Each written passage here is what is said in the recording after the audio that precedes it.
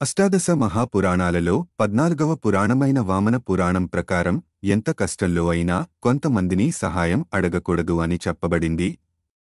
అందులో మొదటివాడు షండుడు, అంటే తల్లిదండ్రులను గౌరవించనివాడు మరియు సమయానికి అన్నస్నానములు, దేవతారాధన చేయనివాడు. రెండోవాడు మార్జారుడు, అంటే పుణ్యం కోసం దేవుడికి ప్రార్థించినా ఇతరులతో అహంకారంగా ప్రవర్తించేవాడు. మూడోవాడు ఆఖుడు, అంటే పిసినారివాడు.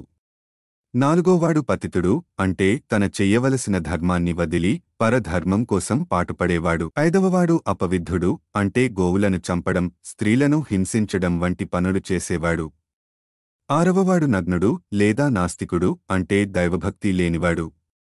ఏడవవాడు అధముడు, అంటే తల్లిదండ్రులకి, బంధువులకి, స్నేహితులకి మరియు మొదలైనవారందరికీ దూరమైనవాడు. ఎనిమిదోవాడు చండాలుడు, అంటే సహాయం అడిగిన వారికి సహాయం చేయకపోగా వేరే వాళ్లని కూడా సహాయం చేయనివ్వకుండా ఆపేవాడు. ఆఖరివాడు కుక్కుటుడు, అంటే పక్షపాతంతో తీర్పు చెప్పేవాడు. ఇలాంటి మరిన్ని వీడియోల కోసం మా ఛానల్ను సబ్స్క్రైబ్ చేసుకోండి.